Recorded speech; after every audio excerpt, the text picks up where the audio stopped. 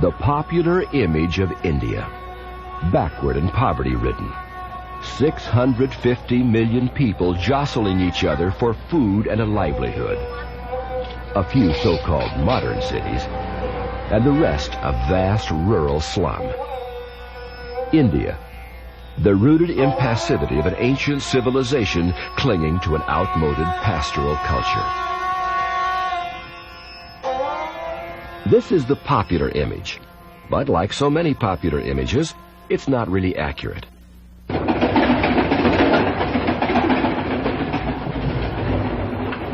The people may be poor, but they are self-sufficient. They are reasonably well-fed and simply but adequately housed. They don't have much of the technology that passes for civilization in the West, but then they don't have many of our problems either. What they do seem to have is a peaceful and satisfying outlook on life that is all too often missing from our own culture. But Westerners tend to see this contentment as laziness. They mistake the simplicity of the people for ignorance. Westerners, beginning with the British, have been trying to change India for centuries. Yet today, little has changed. Most of the population still lives in the vast countryside, and they live much the same as they have in the past, a past that stretches back thousands of years.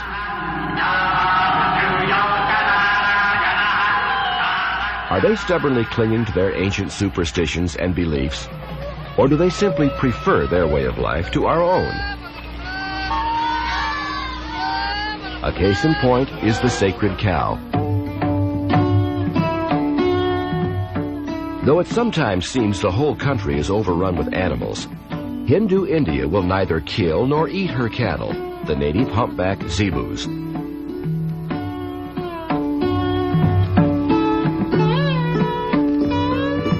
It is particularly hard for Westerners to understand this worship of cows. After all, we live in the land of the Golden Arch, where the hamburger reigns as the single most popular American dish. Western economists say that beef alone could solve India's food problems and perhaps lay the base for a lucrative export trade. It's in this context that cattle worship and cattle protection have been attacked for over a century as lunatic obstacles to farm management. The sacred cow, we use that very phrase to describe perversity, any blind, irrational loyalty that slows progress or impedes logical problem solving. But it often pays to re-examine our own perspectives and try to view other people's beliefs without prejudice. Let's take a closer, more objective look at the sacred cow and try to understand why it is so important to India.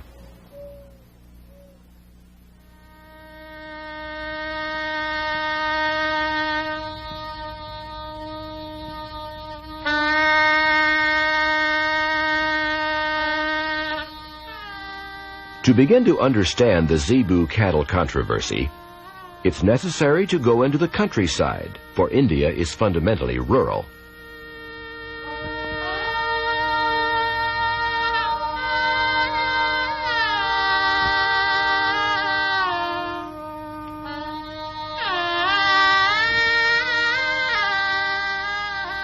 As the population is multiplied, land holdings have been split and split again, so that most contemporary farmers have a mere acre or two, hardly enough to warrant the purchase of a tractor. And even if the farming plots were increased to the point where tractors became cost-effective, they would be useless because of India's unique weather. As soon as the monsoon rains have softened the cracked earth, it must be plowed and planted. Even a day's delay in planting can greatly reduce the yield because of the searing heat that soon ends the growing season.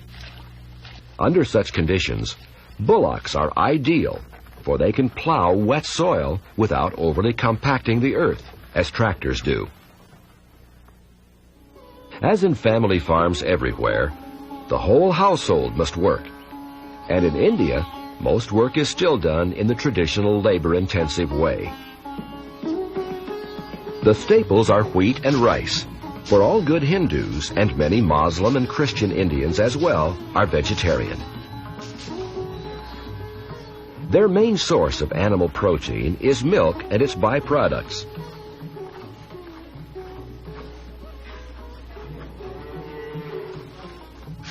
The churn is a part of every household. The fact is that cows produce much more usable protein in the form of milk, butter, and cheese than in the form of beef.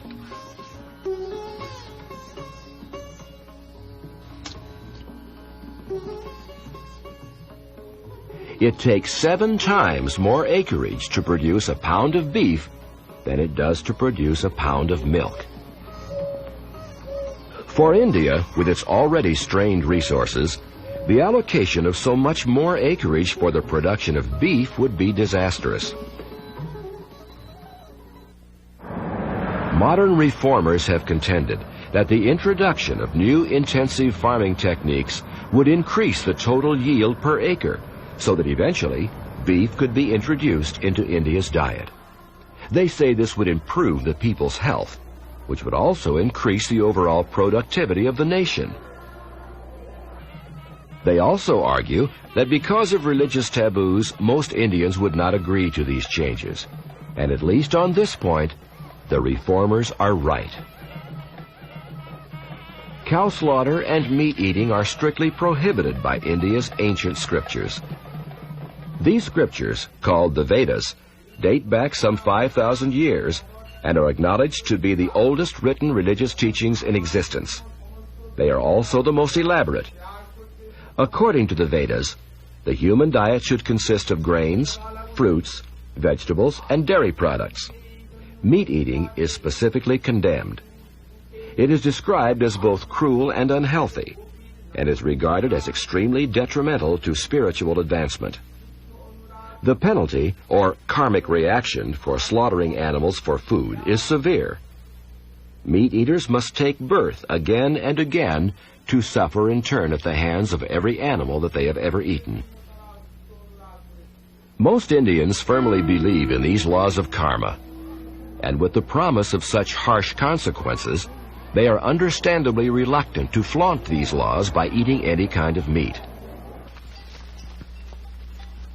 The Vedas say that all animals are supposed to be protected, but above all, the cow is considered to be sacred.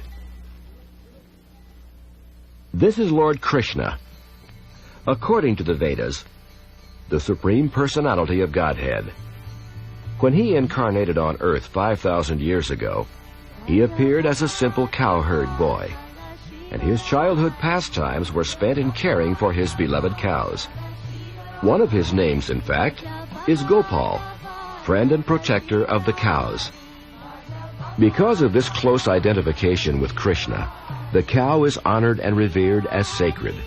In addition, the cow is frequently seen in the Vedas as a symbol for religiosity and for the other virtuous qualities it exhibits, qualities like charity and mercy, because of the cow's generosity with its milk, or motherhood, because of the tender, loving care cows give their young, and because of the importance of cow's milk in nurturing our own young. Small wonder that all but 2 Indian states have anti-cow slaughter laws, and that all of India would protest and riot if beef consumption were in any way encouraged.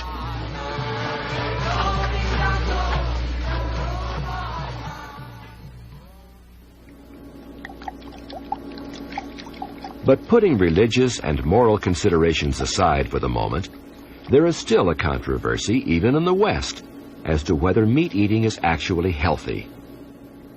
India certainly has its health problems, mainly due to urban overcrowding and inadequate sanitation and medical facilities. But it is interesting to note that high blood pressure, heart disease, arthritis, and cancer, the greatest medical problems of the West, are almost non-existent in India. Recent studies have confirmed that vegetarians everywhere suffer a far lower incidence of these diseases than do meat eaters. However backward we may consider rural agrarian India, perhaps we should not be so eager to inject our own unsolved problems into that simple but basically self-sufficient lifestyle.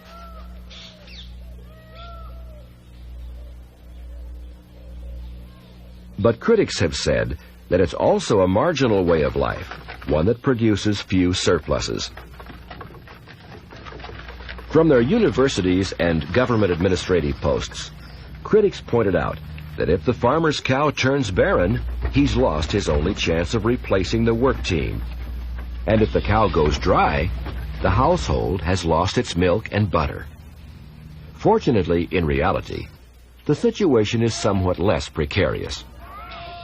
Neighbors of the same village share their food freely, and if one family loses its cows or bullocks, friends and relatives will lend their animals to help out. In a culture so compassionate that it prohibits cow slaughter, helping one's neighbor is an even more sacred obligation. But strangely enough, it is this cultural compassion that is the source of most of the controversy. India's persistent refusal to kill her aged and useless cows has drawn the heaviest critical attack from reformers. Farmers will not kill sick bullocks and aging cows for food, or even sell them for money to buy replacements. Instead, they're kept alive, and there are even nursing homes to look after some of them. The homes are called Gaushalas. Some are government agencies, and some are private charities set up by rich Hindus seeking spiritual grace. In hard times, farmers can board their ailing cattle here free of charge, reclaiming them when times get better. Critics say, why not just let them die off? They say that India can't afford to keep these useless cows that compete for croplands and precious foodstuffs. A persuasive argument. But India actually spends less on its sick and aging cattle than Americans spend on nursing their cats and dogs. And India's cattle population is 6 times as large as the American pet population. To the Indian farmer, his cattle are members of the family, to be cared for at least as well as pets. And since the farmers also depend on their cattle for their livelihood, it makes both good economic and emotional sense to see that they are well taken care of.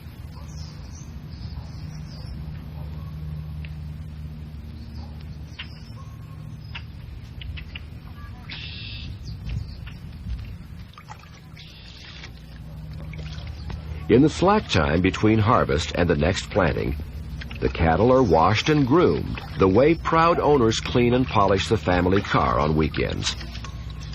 The Indian farmer takes pleasure in adorning them, especially for the twice-yearly cow festivals, one of which is held in the late summer at the end of the rains, and the other one right at the end of the harvest period. Govinda Jaya Jaya Gopala Jaya Jaya. Much the same scene is taking place all through rural India. Festooned and garlanded, the cattle have been herded to the local common. Most of the villagers who assemble arrive with treats, such as succulent mustard greens. While the cattle forage stolidly as cattle do, the celebrants sprinkle them with water and make their thanksgivings.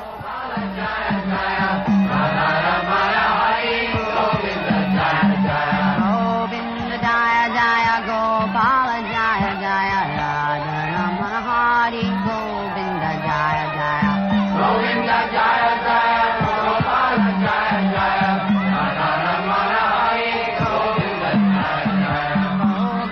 Jaya Jaya Gopala Jaya Jaya Radha Ramana Hari Govinda Jaya Jaya Govinda Jaya Jaya Gopala Jaya Jaya Radha Ramana Hari Govinda Jaya Jaya Govinda Jaya Jaya Gopala Jaya Jaya Radha Ramana Hari Govinda Jaya Jaya Govinda Jaya Jaya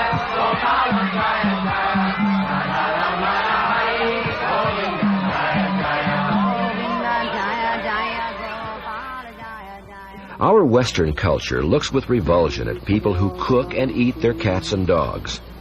We shouldn't be surprised that most of India feels the same way about anyone who would cook and eat a cow. But critics say that India cannot afford this luxury. They've been saying that if India will not eat the cow will eat India. And on the surface it would seem to be true. India has over 200 million zebus, 1/5 of the world's cattle. With so many animals in competition, they say not even the healthy ones get enough to eat, at least by Western standards. Exasperated critics have been saying it for a century. If only India didn't worship the cow. If only we could get rid of all the useless animals. Many still say it. But about 15 years ago, investigators began to re-examine the whole system of cow protection. What they found was that for India, the protection of cows and bullocks is not only useful and practical, but actually essential to the nation's economy. For in fact, cattle are India's greatest natural resource. They consume only grass, which grows everywhere, and yet they produce not only essential nutrition, but fertilizer, fuel, and more power than all of India's generating plants.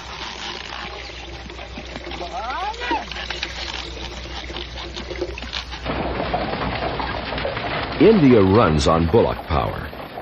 15 million bullock carts moving some 15 billion ton-kilometers of goods. New studies in energetics have shown that bullocks do 2/3 of the work on the average farm. Electricity and fossil fuels do a mere 10%. Bullocks not only plow the fields and haul the produce, but also grind the sugar cane to extract the syrup, which is then boiled down and shaped by hand into sugar cakes. Bullocks turn the presses that render the linseed oil. Converting India's bullock power to machinery would cost an estimated $20 to $30 billion, plus far more in fuel, maintenance, and replacement costs.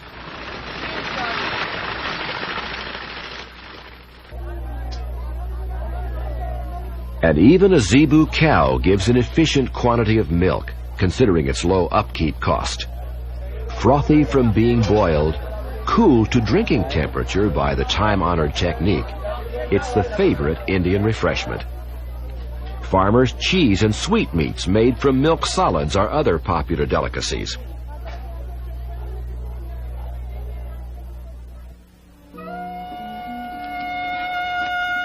The biggest energy contribution of cows and bullocks is actually their dung. India's cattle produce 800 million tons of manure every year.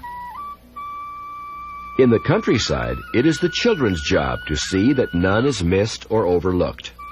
Hardly the kind of thing Westerners would want their children to touch, let alone bring home.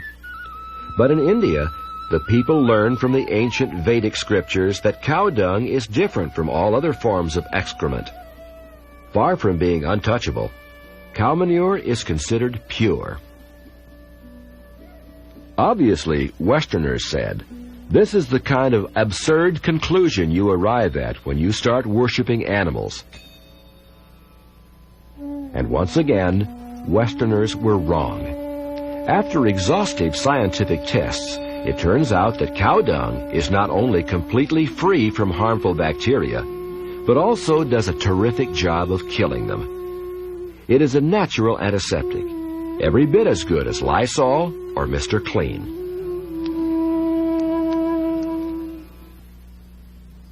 But most of the cow manure is plowed in as fertilizer at no cost to the farmer or to the world's fossil fuel reserves. The remainder is used for fuel. It's odorless and burns without scorching, giving a slow, even heat. So a housewife can count on leaving her pots unattended all day or return at any time to a grill that's been preheated for short-order cooking. To replace dung with coal would cost India an additional $1.5 billion a year.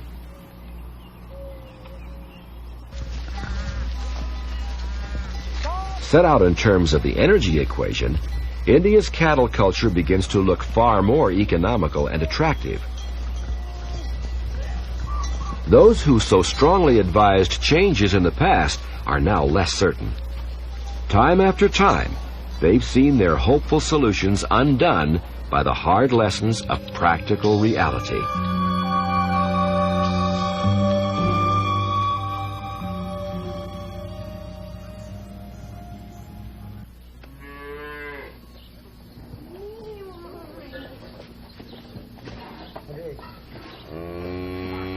A good example is the water buffalo, once seen as the perfect answer to India's cow problems.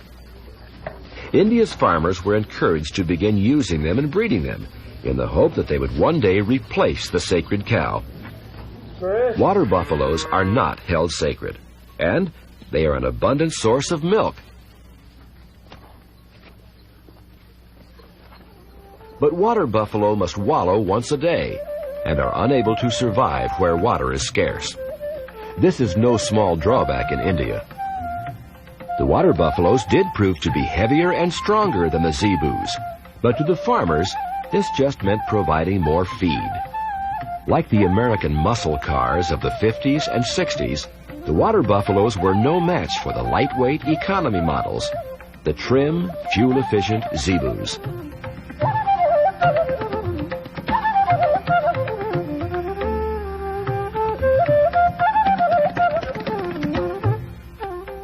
So, back to the drawing board. And now the debate has shifted. Unable to come up with a workable alternative to the cow, the reformers have devised a new argument.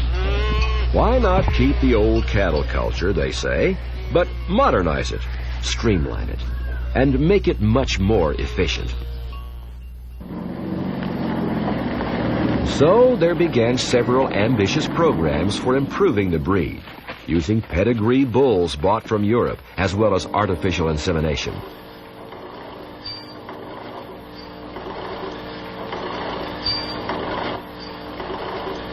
But there were problems, and with the benefit of hindsight, it is easy to see why. The new hybrids couldn't work until they died of old age. They had no hump of survival to last out droughts and famines, and they didn't come dirt cheap. The new hybrids did give 3 or 4 times as much milk as the zebus, but this too turned out to be a problem, because there was no efficient way to distribute the milk to India's widespread population. India's old-fashioned system of distribution is highly decentralized, primitive by Western standards. Again, the solution seemed simple. With pasteurization, bottling plants, and other sophisticated Western methods of distribution, everyone in India could have fresh, uncontaminated milk, as we do in the West. In their zealous pursuit of efficiency, the reformers even set up experimental automats to dispense skim milk powder, milk, and cream. And behind all these efforts at modernization was an unstated belief. People would soon begin to appreciate the abundant rewards bestowed by these new Western deities, technology and efficiency, and cow worship would eventually disappear.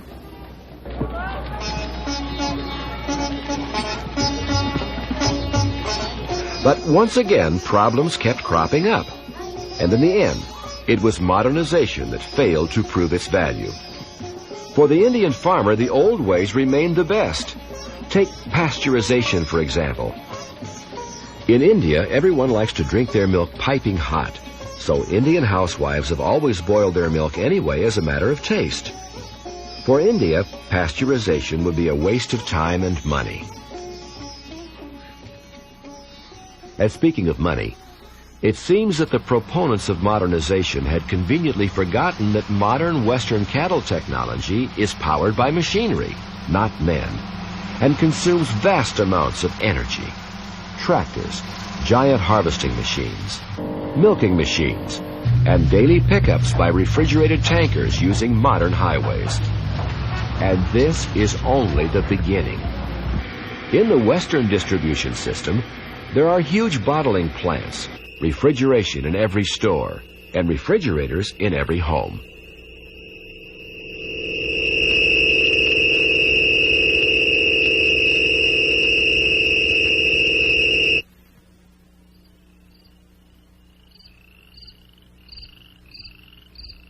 With India's searing climate, refrigeration costs alone would make the milk too expensive for 95% of India's population.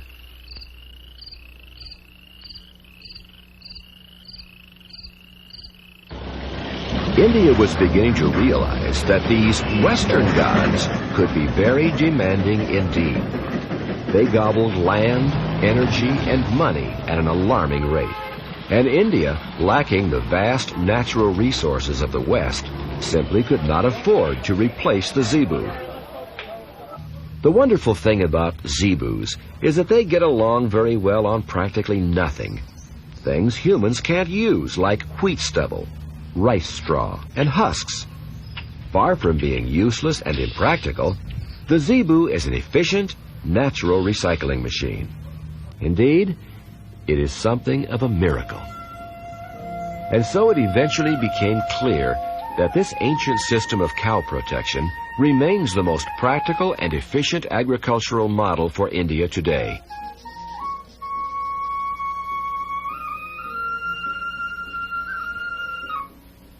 But it was not just economics that decided the fate of India's cows.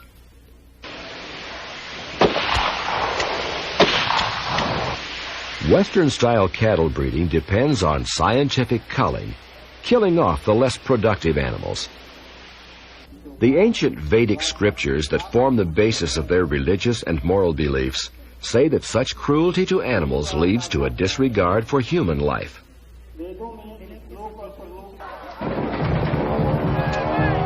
Historical evidence would seem to confirm this.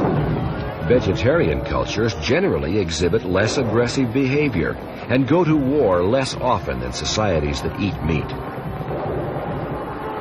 Standing on the brink of World War III, perhaps our own society should give this possibility some serious consideration.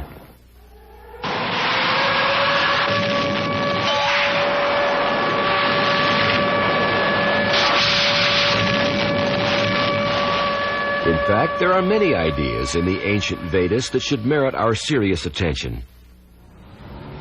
Of course, like most people, we naturally tend to think of our own country and way of life as being the best. We point to our great standard of living and to the fantastic achievements of our science and technology, and conclude that this is how everyone should live. But we neglect to mention the nightmares that come with the American dream.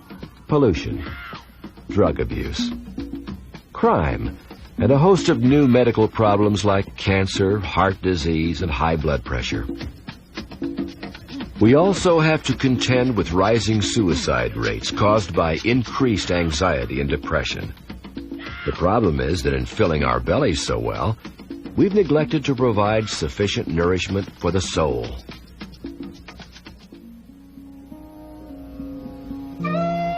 There is much we can learn from the rich spiritual heritage of India, but only if we are willing to question our own values, attitudes, and beliefs. After all, between the zebu and Western technology, which is really the sacred cow?